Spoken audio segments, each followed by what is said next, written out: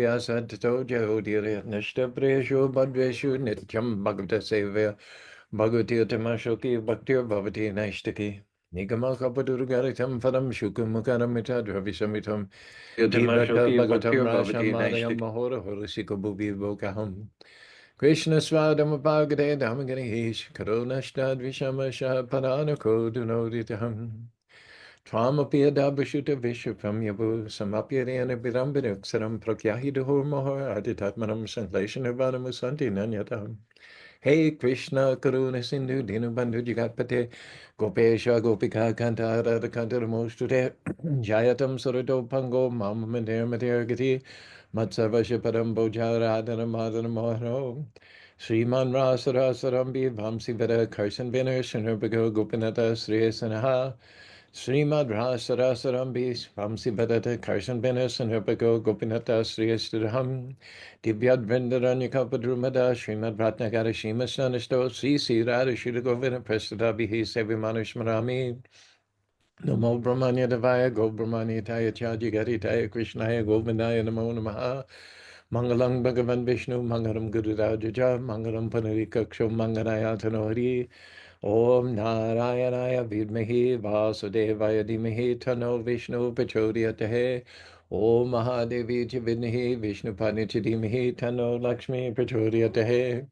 Mahalakshmi Namastubhyam Namastubhyam Sare Sare Hari Pre Namastubhyam Namastubhyam Dhyadite Tapta Kanchana Gorangi Radhe Vindavaneshwari Vishavana Sute Devi Pranamani Hari Pre Namam Vishnu Padaya Krishna Pasaya Bhutare Srimati Bhakti Vedanta Swami Namaste Sarasati Devi Gauravani Pacharini Nirvishesa Sunivari Praskata De Sarani Sri Krishna Chaitanya Prabhu Nityananda Shri Advaita Gadadhar Shiva Sari Gaur Bhaktivinoda Hare Krishna Krishna Krishna Hare Hare Hare Ram Ram Ram Hare Hare. Welcome, Transcendental Tuesday.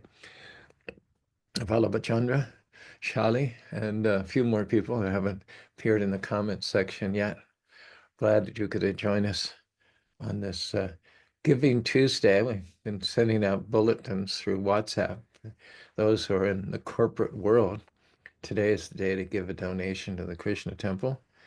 And many corporations are going to match those donations today. So see what we can generate for the mission here in Utah. I think we can pride ourselves on saying that the donations that we've received to date since 1980 up until the present moment have been used very, very effectively. The two temples built from the ground up, lots of real estate, lots of property, some tangible results from the donations that people give. I imagine there are nonprofits where you give a lot and see a little, but I like to think it's true to say in Utah that even if you give a little, you'll see a lot. You'll see a lot manifesting. You'll see your donations at work in a very visible, relevant, tangible way. I'm reminded of the passage in the third or fourth canto of the Bhagavatam about King Prithu ascended to the throne of the earth at a time when there was drought. The population become somewhat atheistic, and they'd cease to give back to the Lord, to recognize God's bounty and the earth's generosity. They'd cease to do sacrifices out of appreciation for all that we need in order to live. And the result was the earth started withholding her wood and her crops. People got pinched by the resultant scarcity. So when Prithu ascended the throne, he set everything right. He got everyone back on track and made them perform sacrifices. And it's described that people who gave 1 unit, let's say $1, Prithu used that money in such an expert way that it appeared as if their $1 had done $4 worth of work. So they give $1 and then there'd be $4 worth of new wells dug, highways created, rest houses for travelers, food distribution programs, medical resources. It seemed that for every $1 in tax they gave to the government, they got $4 worth of value back. Isn't it the case in so many instances where we give $4 and we're lucky to see $1 worth of result? So on this Giving Tuesday, where we like to stand behind our reputation and our track record of really, really using donated dollars to good effect. Enough said, except to say thank you very much, Brent, for your recent donation from Haribo Book Distribution, $201 to sponsor next Saturday's feast in Salt Lake City. We appreciate that. And thanks to Shali for her monthly contribution as well. Couldn't do what we do without your help and support. Yesterday, we were asking the question, well, if we're not realized, should we really preach and teach about Krishna, which is beyond the pale of my ability of our senses to perceive him? Isn't it all just too theoretical? And we gave the example that if a friend of mine starts telling me about his mother, he goes on and on and on. There's a lot of validity. There's a lot of authenticity what he says because he's experienced his mother from the time he was sucking at her breast up to the present moment. I may never have met his mother, but he's never been away from his mother. So there's a vast difference in terms of impact when my friend speaks about his own mother. And if I were to take those words and then tell a third party, I might be repeating the words verbatim, word for word. And yet there wouldn't be the effect that the impression, the information would not be communicated nearly as effectively as if it was coming originally from the friend who had all that firsthand experience with his mother. And so the question comes up sometimes, if we're not realized, if our knowledge is just theoretical, if we've just heard something and we're simply parroting it, is it going to be really effective? Well, yes, because that's what Krishna wants us to do. Nachatajman manushya kastid me priya karami. The Bhagavad Gita says there's no one more dear to me than he who preaches my glories. Now, obviously, those who preach with a realization are going to have a bigger impact than those who preach without realization. But we go ahead, we embolden ourselves to preach about the spiritual world of which we have no recent experience. It's been so long since we left the spiritual world. And when we left the spiritual world, we were not mature. We were just in seed-like form. So we don't really have any experience, no matter how far back in history we go, of the full-fledged spiritual world. We were just there, sort of coming to consciousness, coming awake after a long sleep, and then being impelled by our own independent misuse of free will, we went in a different direction. So we've never, in my opinion, this is my take, we've never been in the spiritual world engaged fully in the service of the Lord with full-blown spiritual senses. And so when we speak about the spiritual world based on what we've heard from more realized souls, how effective is that going to be? There could be an argument made, just be quiet, because it seems mechanical, it seems unrealized. But Krishna has said that those who do preach the glories of the Lord and describe the spiritual world are very, very dear. They're the topmost of all people. And of course, he's speaking about, the really great realized preachers, of which we could name any number. The six Goswamis, Narottam Das Thakur, Vishwanath Chakravarti, Baladev Vidyabhusad, many, many, many others. But when we take the words of those who are dear to Krishna, and when we assist those people in spreading the words, Krishna cannot help but be pleased. Our process is not to presume that we're serving Krishna directly by sharing intimate, personally realized experience in the spiritual world. We're serving Krishna indirectly. We make no pretense about being direct servants of the Lord. We're removed. We're not das. We're das and a das and a das and a das. We're not direct servants of Krishna. We're not that elevated, not even close. But what we can do is plug in at the bottom of the chain, das and a das, as the servant of the servant of the servant of the servant of servant. And this is explicitly recommended by Lord Chaitanya Mahaprabhu. Lord Chaitanya was Krishna himself. He came as a devotee. He was Krishna coming as a devotee, and his life was a template.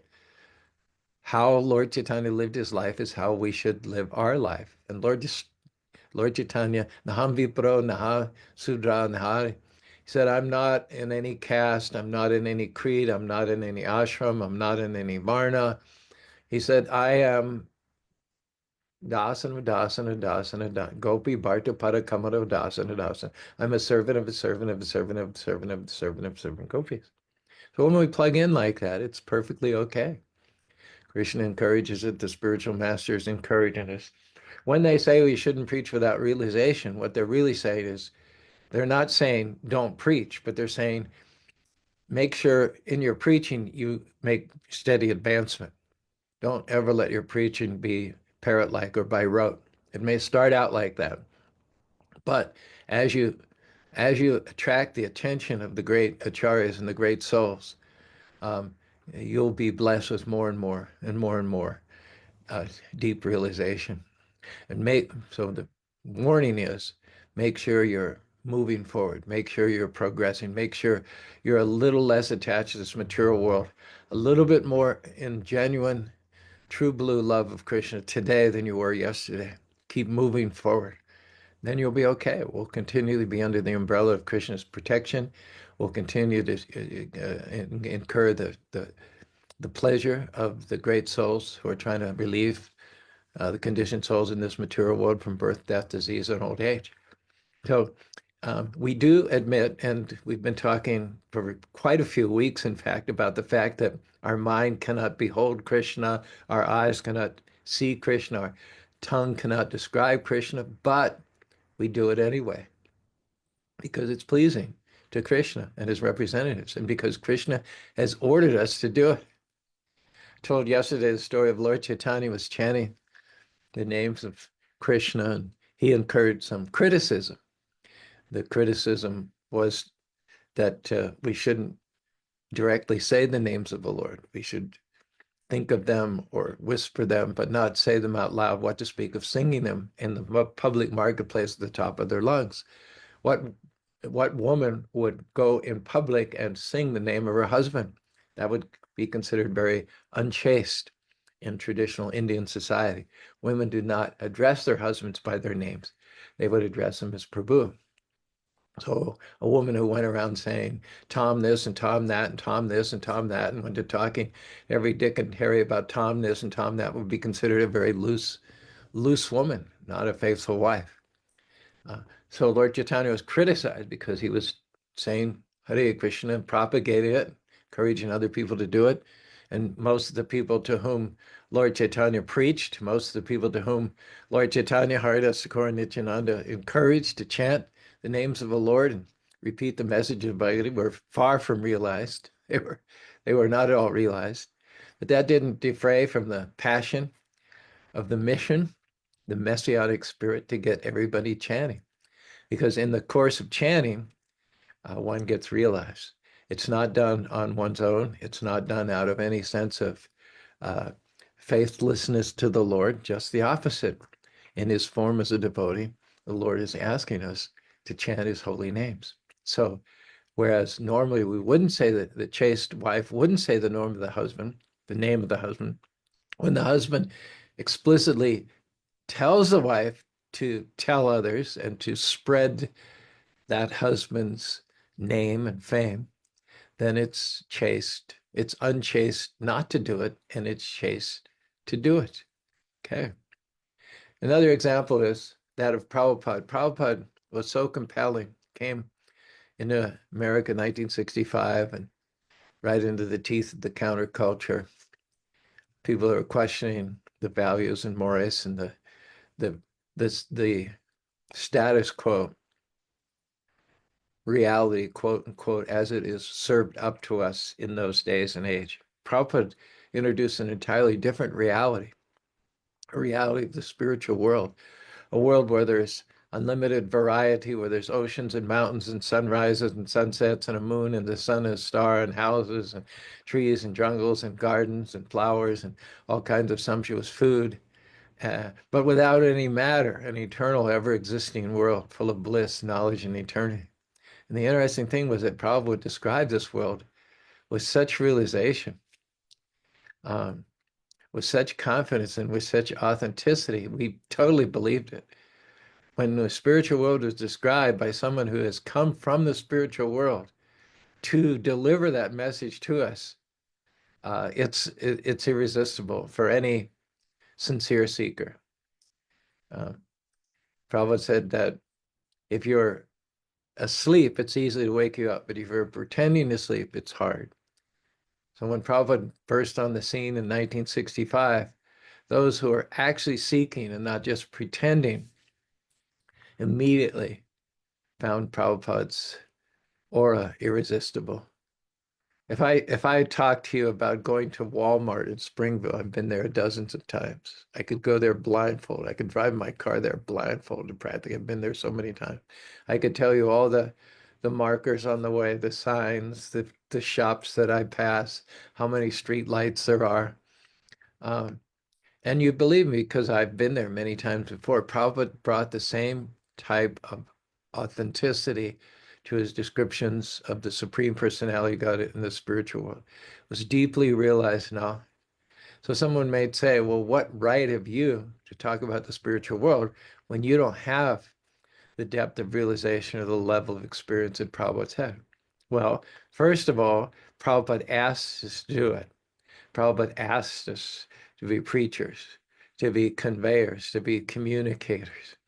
Uh, he set up Sunday feasts at every temple all over the world. He set up morning and evening classes where we could preach to the more advanced devotees, could preach to the less advanced devotees. I don't have to be perfectly realized to share, but I can be more realized than you.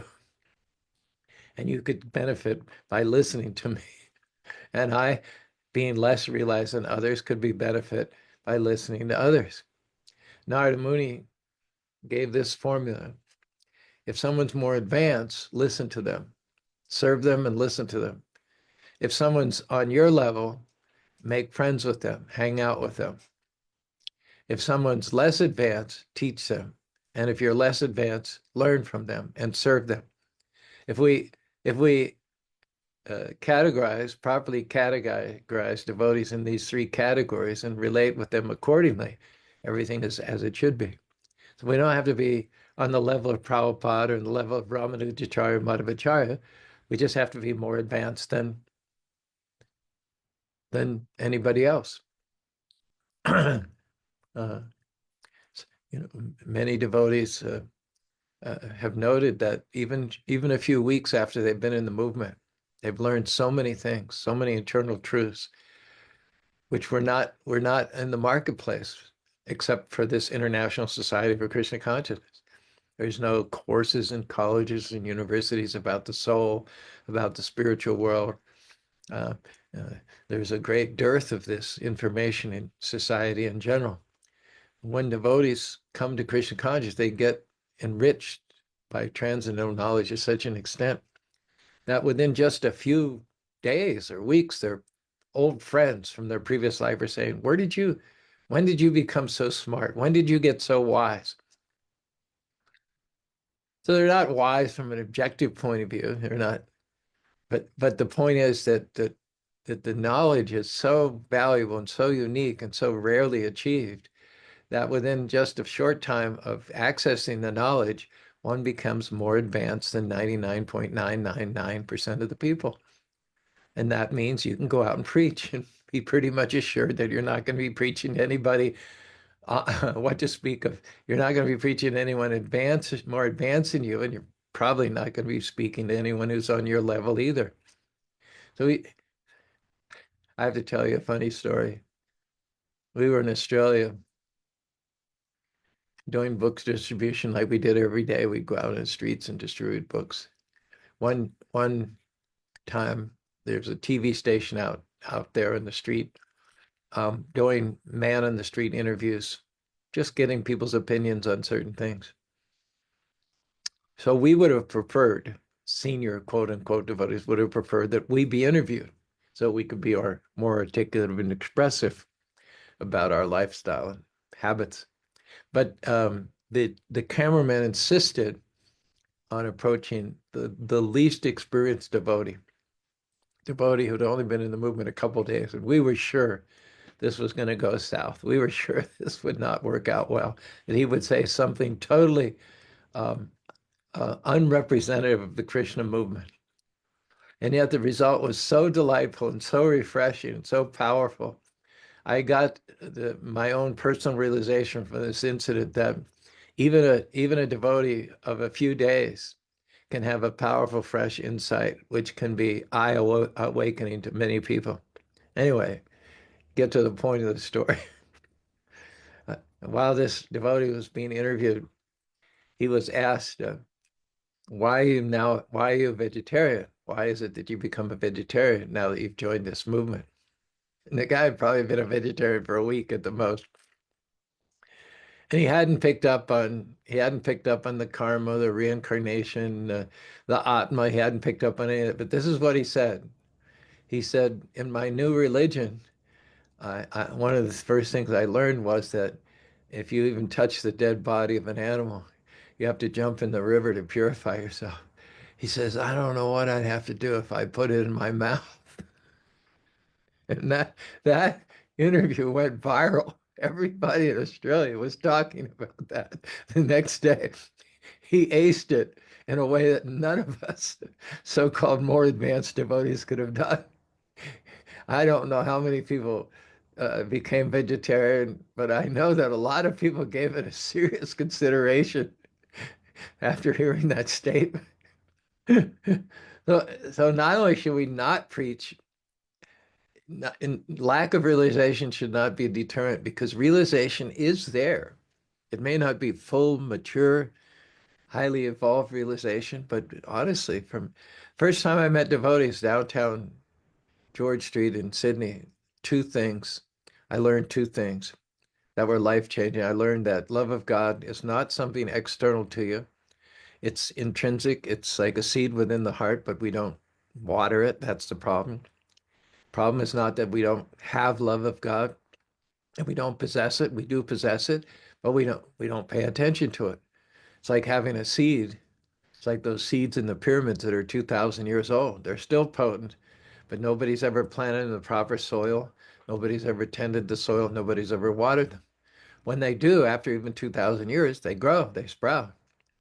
So it's not that love of God is not within us. It's there, been there forever, it's still potent, but we haven't watered it. We haven't tended it to it. We haven't planted it in the right soil. Hare Krishna, Krishna Krishna, Hare Hare, Hare Ram, Hare Ram. I learned that in the first 30 seconds after meeting a devotee. A pearl, a pearl. And the second thing I learned was God was a person. He said God was a person, and it just totally clicked. It totally clicked. It was life-changing. So from just that 2-minute meeting with the devotees, I was a changed person. I was one up on 99.9% of the population. Manusyaram sahasisu kastid yadate yatadam visiram kastim mambedamatara. Of course, you have to be sincere. You have to be a sincere seeker. Otherwise, if you're full of pretense and posturing, you'll take what devotees give you as something relative. So Prabhupada told us about the spiritual world, and we can parrot, we can repeat what Prabhupada said and not have direct realization of desire trees, wish-fulfilling desire trees, Sarabi cows that can give unlimited quantities of milk, um, a, a world made of touchstone, where there are hundreds of thousands of goddess of fortune. I'll admit I don't have personal experience of that. But what did I just do? I passed on to you information. Nothing I said was inaccurate. I gave you a description of the spiritual world. And if you happen to cross our podcast today, scrolling through your Facebook feed, and you heard that it's potential to be life-changing, you can then access, if you want, more deeply realized personalities in me, Radhika Raman, Amarendra. There's those resources are out there. You can use me as a low rung on the ladder, and use the ladder, all the various speakers with all their various levels of realization to go to the next level, to turn your life around and go higher. Oh, we should preach. We're encouraged to preach because nothing happens when you don't preach. I remember seeing something, that somebody wanted me to advertise on Facebook or put in a newspaper ad, and they said, a terrible thing happens when you don't advertise. What is that? Nothing. Nothing happens when you don't advertise. So we're the marketing team for the spiritual world, for the Supreme Personality of Godhead. Some of our marketing people are highly realized. They know exactly of what they speak. And they're so convinced and so compelling, so arresting that you want to become their followers. Radhanath Swami has 30,000 disciples. Jayapataka Maharaj, 50,000 disciples. There's obviously a lot of attraction there. There's a lot of allure there. A lot of people's lives have been changed for the better. And they themselves started out in the beginning with very little realization, just following the footsteps of the previous acharyas. But following the footsteps of the previous acharyas is pleasing to the previous acharyas. And when the previous acharyas are pleased, then you're blessed with realization. Our currency is realization. How we're paid for our assisting in the mission, our payment, our currency is realization. And any efforts are appreciated by the Lord. Prabhupada once talked about Saraswati, Malati's little daughter, who at the time was 2 or 3 years old.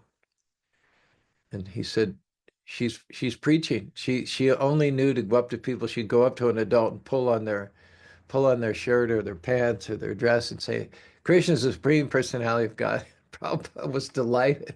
Prabhupada would chortle. He would laugh, thinking about little Saraswati going up and just announcing Krishna is the Supreme Personality of God. And she didn't have layers and layers of realization. She's just repeating something she heard from her mother and father, and she probably did it because she noticed that it got a real reaction from people.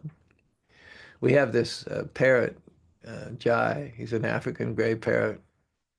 And the first thing people ask when they see him is, does he talk?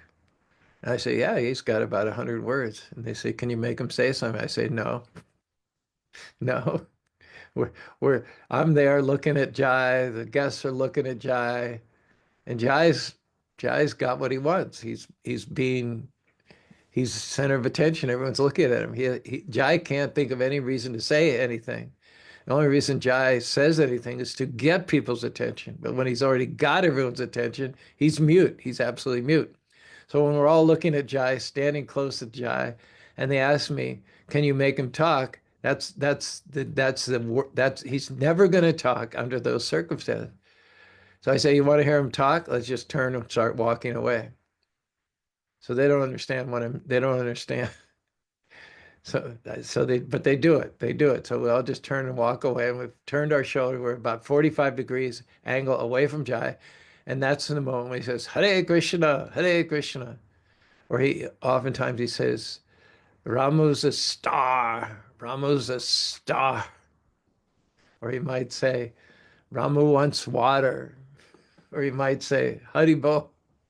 But he's not going to say it when you're paying attention to him. He's only going to say it when he's losing your attention, to get your attention back. The Saraswati must have realized that when she says these words, she might not even know what they meant, but she realized that no other word she could say could get such a delighted reaction from her audience. So she just literally parrot-like repeating it, and yet Prabhupada endorsed it. Prabhupada held her up as an example for all of us to follow. Doesn't matter what your level of realization, doesn't even matter if you know what the words mean. Just repeat them. If an engineer like Nate Benson, who's our engineer for the radio station, who's one of the most brilliant engineers I've ever known, and he's just good with things. Some people have that gift. They're good with things. They immediately intuit how they work and they've got them up and running. So if Nate Benson tells me this is a microphone, I may not, I may or may not know it's a microphone. I certainly don't know why it's a microphone or how it works as a microphone or maybe what it does as a microphone. But if Nate Benson says this is a microphone, and based on the authority that Nate Benson has, I repeat that to somebody else. I say, this is a microphone. What I'm saying is absolutely correct just by repeating it. Similarly, there's so much information we have about the Supreme Personality of God in the spiritual world. So we simply repeat it. And what happens is the information drives transformation. When I talk about the spiritual world, I may not be talking about it with realization and with great authenticity. But the point is the information is accurate. I'm trying to repeat it exactly as I've heard it from the realized persons. And that effort, that scruple on my part, drives my own transformation. So as I communicate information, that communication of information drives transformation. So Gajendra here is asking at this point in time in this 11th chapter, in the 10th verse of the 3rd chapter, he's basically said, there's no way you can force Krishna to come within the purview of your senses. It's like we talked. There's like a door with a no entry sign. No one can enter in to the mystery of Krishna's pastimes. And then in the 11th verse, Gajendra is saying there are exceptions. There are exceptions. If the 10th verse is stating that no one can enter into Krishna or describe Krishna's pastimes, the 11th verse is saying, except. Because whenever you say no one, there's always exceptions. There's almost always exceptions to any categorical declarative statement you've made. There's always exceptions because there's always exceptional people.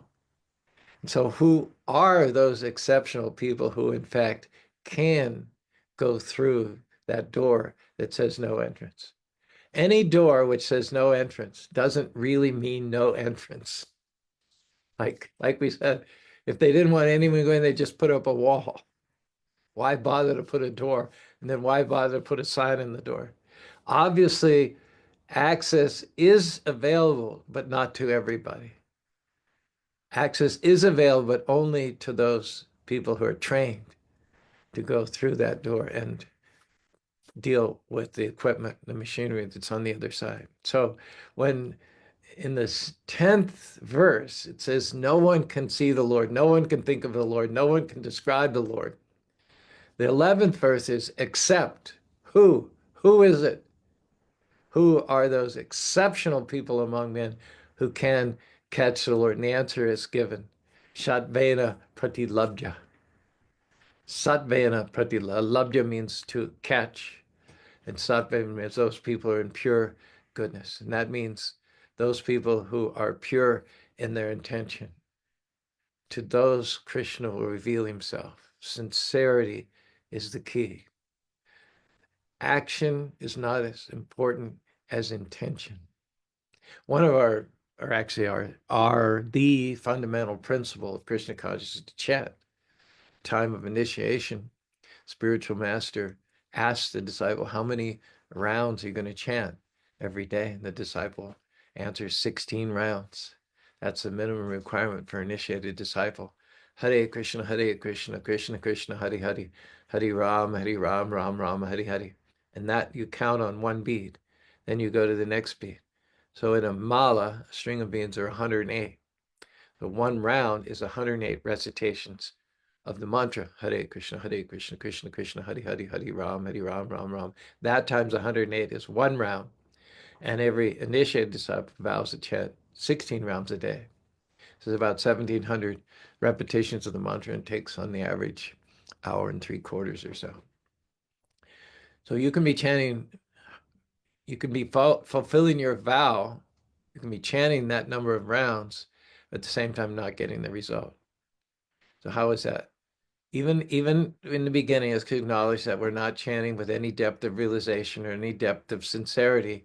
We're meant to be throwing away attachments, learning more, enriching ourselves, immersing ourselves in the culture, purifying ourselves with the prasadam, purifying ourselves by attending the artisan classes and associating with other devotees, purifying ourselves and qualifying for the pleasure of the previous acharyas by going out and distributing books and sharing the knowledge with other people. So we're meant to be moving forward. But if we get stuck in any one of these modes, which I'm going to describe, you can be chanting for 10,000 years and not see Krishna, not have access to Krishna. Because in the chanting, you have to purify your intention. It's not the chanting that does it, but it's the chanting which removes attachments and obstacles on the path of devotional service. So when one chants, one has to consciously chant with the idea of purifying oneself. And here are some impurities. One can chant even in the mode of ignorance. One can chant even in the mode of passion. Chanting japa in the mode of ignorance can be fear-driven or duty-driven. Fear-driven is, if I don't chant, I'll break my vow. If I don't chant, I may incur some negative karma, some bad things may happen to me or my family because I've broken my vow. If I don't chant, there may be negative repercussions. In this mode of ignorance, the chanting is a burden. You feel it as a weight on your head. Let me get it done. Let me do what I promised I'd do so that I will not get some negative karma in my life and in the lives of other people. This is chanting japa in the mode of ignorance. And of course, that may be there initially, but one needs to move through this. Then maybe a little higher, arguably, is chanting the mode of passion. It said, Nama Chintamani Krishna Chaitanya Rasha Purna Sudha Vidya Muktam Vinad Bandhaminamina. Chanting the name of passion recognizes that by chanting, all our desires can be fulfilled. We describe the spiritual world as that place where trees are wish-fulfilling desire trees. The cows can give any amount of milk. There are thousands of Lakshmis, goddess of fortune. So the spiritual world is the source of all blessings, of all benedictions. And those who are serving the Lord, they get whatever they need in order to prosecute their devotional service. But service in the mode of passion, chanting the mode of passion, is recognizing that Krishna is a source of all benedictions. So I'm chanting in order to get things from Krishna. In other words, I'm chanting Krishna's names in order to get things from Krishna, and in getting those things, then be distracted from Krishna himself.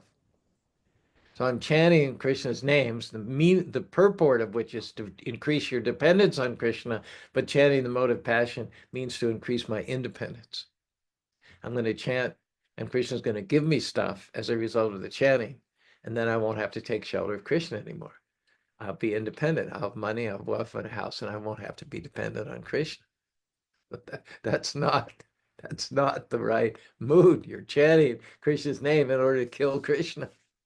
Well, we read the story, and I'll finish up with this because time's about out. Sisupal was such an envious person of Krishna. Sisupal was the son of the king of Chedi, Dharmaghosh, and his wife was named Shrutashubha. Now Shrutashubha was the sister of Vasudeva and the sister also of Kunti. So that made Sisupal Krishna's cousin. Okay. Now Sisupal, there were some peculiarities about his birth. He was born of 3 eyes and a deformed body consisting of 4 arms. It's said to have happened because of his past karma, but there was a prophecy at the time of his birth that his body would become normal at such time as his future killer would put him on his lap. So because of Krishna's connection as a cousin to Sisupal, or Sisupal was some sort of a nephew, because his mother was sister of Krishna's father. One day, Krishna went to Chedi, and in the course of things, he took Sisupal in his lap. Now, as the prophecy had foretold, Sisupal lost his extra eyes, his extra limbs, and his body turned miraculously normal. So initially his mother was overjoyed. Now she had a normal son. But then it quickly occurred to her that this Krishna on whose lap her son was sitting would be her son's future killer, according to the prophecy. So she thought, what can I do to intercede for my son? So at that point, she jumped in and she said, Krishna, I asked a boon from you. Krishna said, yes, whatever it is. He said, even if my son insults you or offends you, I ask that you not retaliate. And Krishna said, well, I'm willing, I'm naturally merciful. If someone offends me, I forgive them. I can forgive them once or twice or 3 or 4 times. But how many times is there a limit? I mean, there has to be some sort of a limit. How many times can your son offend me and my loved ones and my devotees before I have to do something, before I have to step in? And then Shuddha Shubha thought 100 times. Krishna says, 100 times? Seriously? And she said, 100 times. Promise that. Krishna said, well, I've I've I've committed to answering your prayers. You're my aunt. I can't say no. So okay, 100 times. So then she thought, you know, this is more than enough grace. My son can insult Krishna 100 times, and Krishna will take a non-reactive pose. He's promised to do that. So later on, fast forward, and Sisupal came to really hate Krishna. I'll recite a little bit of my song to you here. Time is getting short, so make the story short, maybe add a few details first thing tomorrow morning.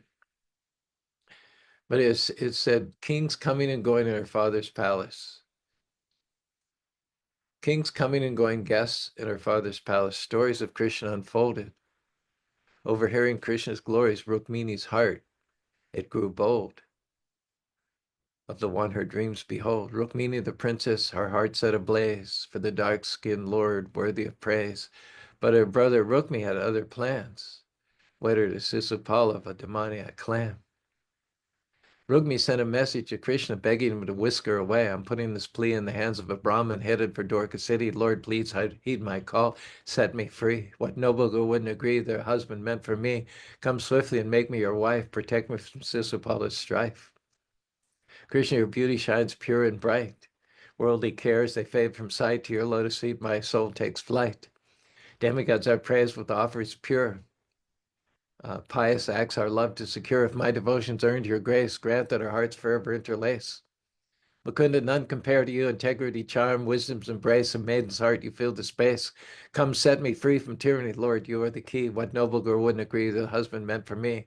Come swiftly and make me your wife. Protect me from Sisupala's strife. Krishna received Rukmini's plea from the Brahmin's hand. He mounted his chariot and set off for her father's land.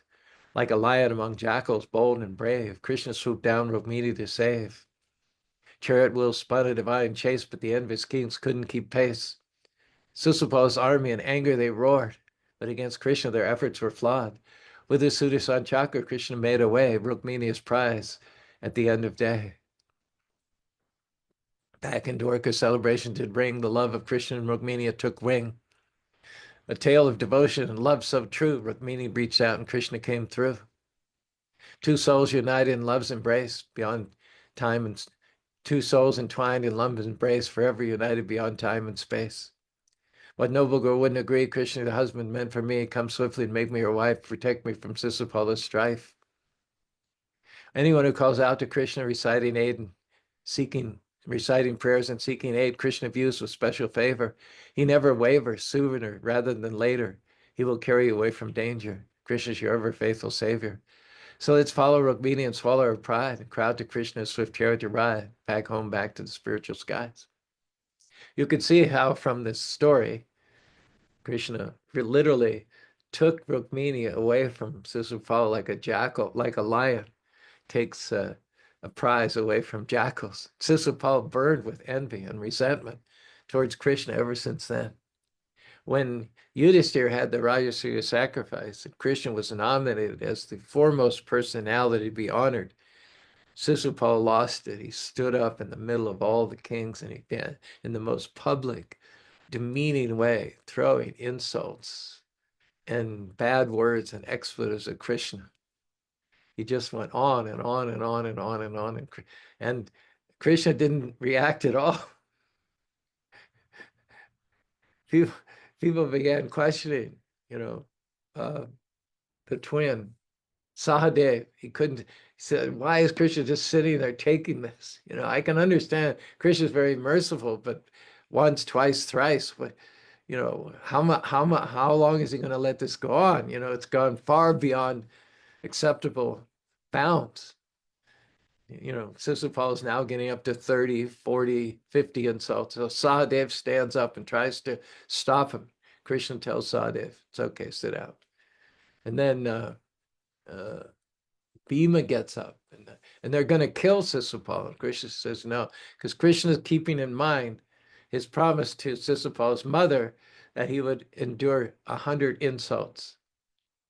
So he sits there far beyond what any normal or even supernatural person could absorb. Just, and I know, we both know that if someone comes up to us and gets in our space and gets up to our face and says something, we can't hold ourselves back. You know, every fiber of our being screams retaliation, either verbal or mental or corporeal. You know, and we may be able to hold that for some temporary period of time, but after a while, and especially if we're insulted, if someone heaps insults on us in a very provocative, pugnacious way in public, it magnifies things 100 times. But he's the most in control person. Krishna never loses it. Uh, his senses never control him. He's always in perfect control. So in spite of the whole arena becoming pandemonium, some of the Krishna's opponents are encouraging Sisupal, and they're saying to Sisupal, that a boy, go, go. They're like the fan club of Sisupal, and the proponents of Krishna are shout, stop him, kill him, shut him up, put a sock in it. The whole place is, and meanwhile, Sisupal comes up to 100 insults. And Krishna says, he quiets everybody down.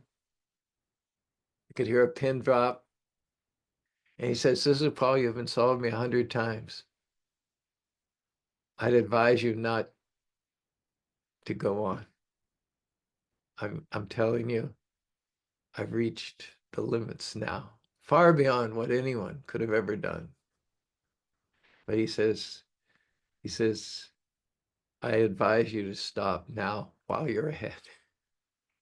And Sisupal, he's got such a head of steam. He can't, and he goes and he insults Krishna 101st time.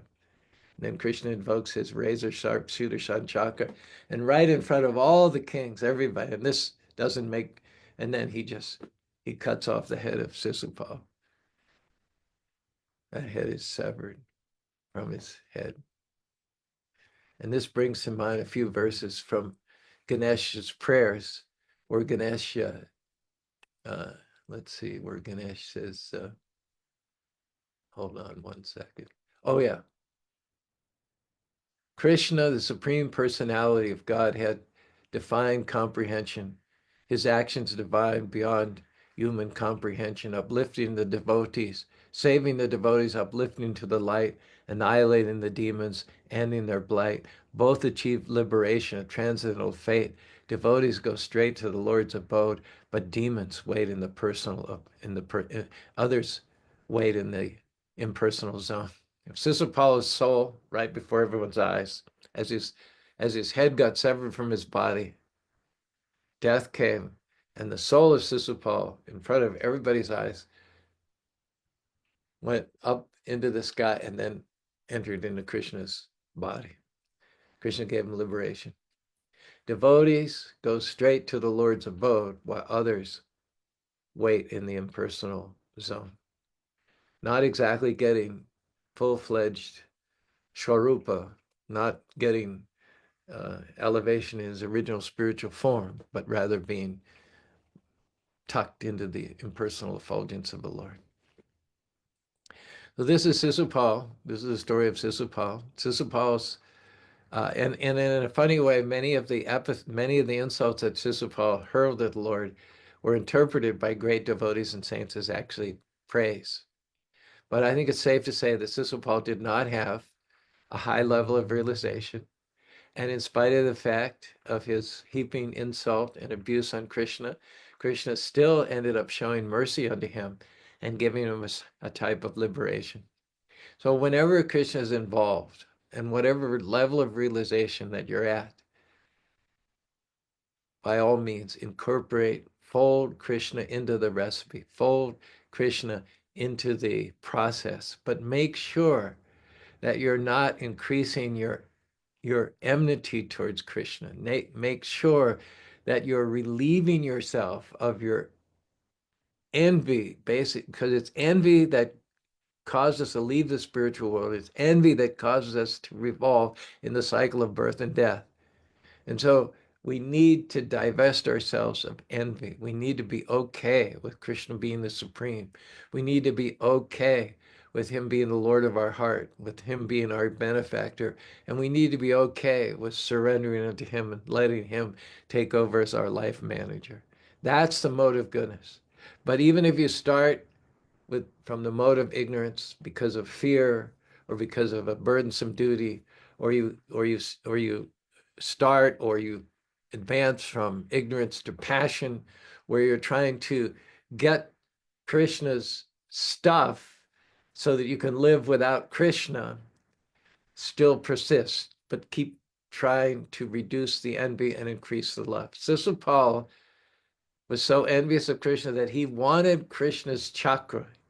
He wanted to get Krishna's chakra. He thought that when Krishna threw the chakra at him, Sisupal's plan was to provoke Krishna to the point that Krishna would throw the chakra and Sisupal would pull the chakra out of the air and then use it to throw it back and cut Krishna's head off.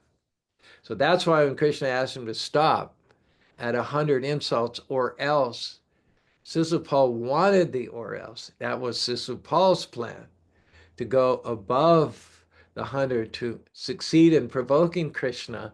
But then in his arrogance and pride, he thought he would just be able to pull Krishna's chakra out of the sky and then send it back to cut off Krishna's head. It didn't happen that way. He got his own head cut off. And as a result, he got purification, liberation. So we shouldn't chant Hare Krishna in order to kill Krishna, in order to uh, deactivate Krishna. We should chant, notwithstanding we're in the mode of ignorance, notwithstanding we're in the passion, but make progress.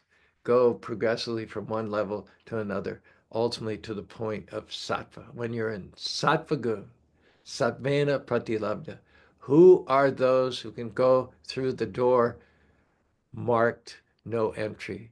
They are those who have gone beyond ignorance, beyond passion, beyond even material goodness to the platform of pure goodness. Their chanting has no more purpose other than to please the previous acharyas and put a smile on the face of the Supreme Personality of Godhead.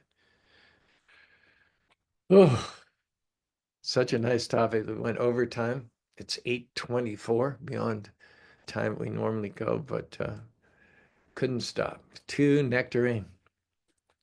Thank you for joining us, Shali. Thank you very much for Vallabha Chandra. Kelly, Haribo. Let's share what Vallabha Chandra has written here. Preaching is more effective when it comes from your own perspective.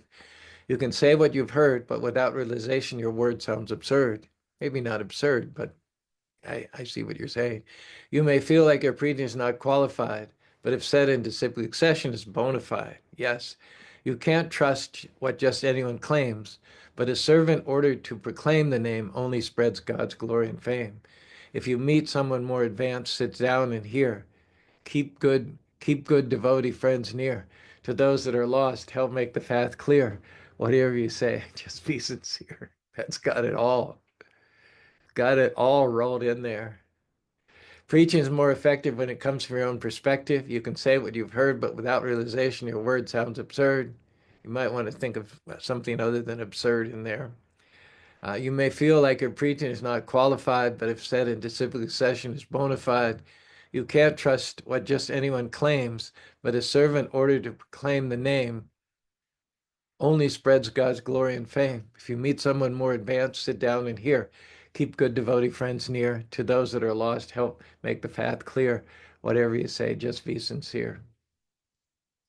And Chalice chimes in with this chant out of love, not out of fear, and this may draw Krishna near.